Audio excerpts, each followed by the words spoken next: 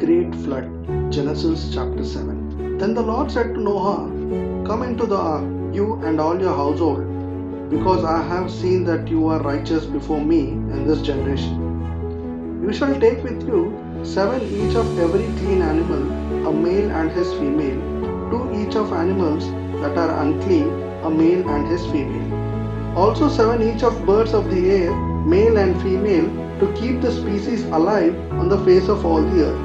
For after 7 more days I will cause it to rain on the earth 40 days and 40 nights, and I will destroy from the face of the earth all living things that I have made." And Noah did according to all that the Lord commanded him. Noah was 600 years old when the flood of waters was on the earth.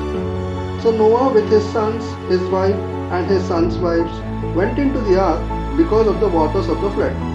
Of clean beasts, of beasts that are unclean, of birds, and of everything that creeps on the earth. 2 by 2 they went into the ark to Noah, male and female, as God had commanded Noah. And it came to pass after 7 days that the waters of the flood were on the earth. In the 600th year of Noah's life, in the 2nd month, the 17th day of the month, on that day all the fountains of the great deep were broken up, and the windows of heaven were opened, and the rain was on the earth 40 days and 40 nights. On the very same day, Noah and Noah's sons, Shem, Ham, and Japheth, and Noah's wife, and the 3 wives of his sons with them entered the ark. They and every beast after its kind, all cattle after their kind, every creeping thing that creeps on the earth after its kind, and every bird after its kind, every bird of every sort. And they went into the ark to Noah, 2 by 2, of all flesh in which is the breath of life. So those that entered, male and female, of all flesh, went in as God had commanded him, and the Lord shut him in. Now the flood was on the earth 40 days. The waters increased and lifted up the ark, and it rose high above the earth. The waters prevailed and greatly increased on the earth, and the ark moved about on the surface of the waters. And the waters prevailed exceedingly on the earth, and all the high hills under the whole heaven were covered. The waters prevailed 15 cubits upward, and the mountains were covered, and all flesh died that moved on the earth, birds and cattle and beasts and every creeping thing that creeps on the earth, and every man, all in whose nostrils was the breath of the Spirit of life. All that was on the dry land died. So he destroyed all living things which were on the face of the ground, both man and cattle, creeping thing and bird of the air. They were destroyed from the earth. Only Noah and those who were with him in the ark remained alive. And the waters prevailed on the earth 150 days. Noah's deliverance.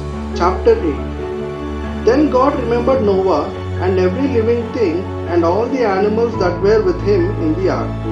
And God made a wind to pass over the earth, and the waters subsided. The fountains of the deep and the windows of heaven were also stopped, and the rain from heaven was restrained. And the waters receded continually from the earth. At the end of the 150 days, the waters decreased. Then the ark rested in the 7th month, the 17th day of the month, on the mountains of Ararat. And the waters decreased continually until the 10th month. In the 10th month, on the first day of the month, the tops of the mountains were seen. So it came to pass at the end of 40 days that Noah opened the window of the ark which he had made.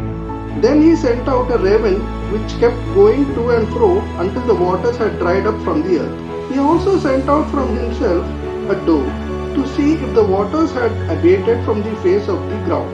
But the dove found no resting place for the sole of her feet, and she returned into the ark to him, for the waters were on the face of the whole earth. So he put out his hand and took her and drew her into the ark to himself. And he waited yet another 7 days, and again he sent the dove out from the ark. Then the dove came to him in the evening, and behold, a freshly plucked olive leaf was in her mouth. And Noah knew that the waters had abated from the earth. So he waited yet another 7 days, and sent out the dove, which did not return again to him any more. And it came to pass in the 601st year In the first month, the first day of the month, that the waters were dried up from the earth, and Noah removed the covering of the ark and looked, and indeed the surface of the ground was dry. And in the second month, on the 27th day of the month, the earth was dry. Then God spoke to Noah, saying, Go out of the ark, you and your wife, and your sons and your sons' wives with you. Bring out with you every living thing of all flesh that is with you, birds and cattle and every creeping thing that creeps on the earth, so that they may abound on the earth and be fruitful and multiply on the earth. So Noah went out, and his sons and his wife and his sons' wives with him. Every beast, every creeping thing, every bird, and whatever creeps on the earth, according to their families, went out of the ark. God's covenant with creation.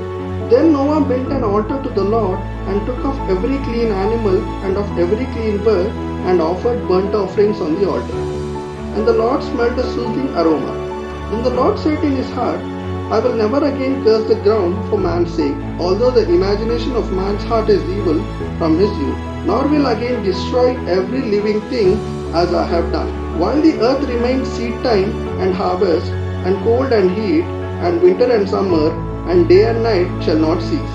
Chapter 9. So God blessed Noah and his sons, and said to them, Be fruitful, and multiply, and fill the earth. And the fear of you and the dread of you shall be on every beast of the earth, on every bird of the air, on all that moves on the earth, and on all the fish of the sea. They are given into your hand. Every moving thing that lives shall be food for you. I have given you all things, even as the green herbs. But you shall not eat flesh with its life, that is its blood. Surely for your lifeblood I will demand a reckoning. From the hand of every beast I will require it, and from the hand of man, from the hand of every man's brother I will require the life of man. Whoever sheds man's blood, by man his blood shall be shed, for in the image of God he made man. And as for you, be fruitful and multiply, bring forth abundantly in the earth and multiply in it. Then God spoke to Noah and to his sons with him, saying, And as for me, behold, I establish my covenant with you and with your descendants after you, and with every living creature that is with you, the birds, the cattle, and every beast of the earth with you, of all that go out of the ark, every beast of the earth. Thus I establish my covenant with you. Never again shall all flesh be cut off by the waters of the flood. Never again shall there be a flood to destroy the earth. And God said, This is the sign of the covenant which I make between me and you, and every living creature that is with you, for perpetual generations. I set my rainbow in the cloud, and it shall be for the sign of the covenant between me and the earth. It shall be when I bring a cloud over the earth that the rainbow shall be seen in the cloud. And I will remember my covenant which is between me and you and every living creature of all flesh. The waters shall never again become a flood to destroy all flesh. The rainbow shall be in the cloud, and I will look on it to remember the everlasting covenant between God and every living creature of all flesh that is on the earth. And God said to Noah, This is the sign of the covenant which I have established between me and all flesh that is on the earth. Noah and his sons. Now the sons of Noah who went out of the ark were Shem, Ham, and Japheth, and Ham was the father of Canaan. These three were the sons of Noah, and from these the whole earth was populated. And Noah began to be a farmer, and he planted a vineyard. Then he drank of the wine and was drunk, and became uncovered in his tent. And Ham, the father of Canaan, saw the nakedness of his father, and told his two brothers outside. But Shem and Japheth took a garment, laid it on both their shoulders, and went backward and covered the nakedness of the father. Their faces were turned away, and they did not see their father's nakedness. So Noah awoke from his wine and knew what his younger son had done to him. Then he said, Cursed be Canaan, a servant of servants, he shall be to his brethren. And he said, Blessed be the Lord, the God of Shem, and may Canaan be his servant. May God enlarge Japheth, and may he dwell in the tents of Shem, and may Canaan be his servant. And Noah lived after the flood 350 years. So all the days of Noah were 950 years, and he died.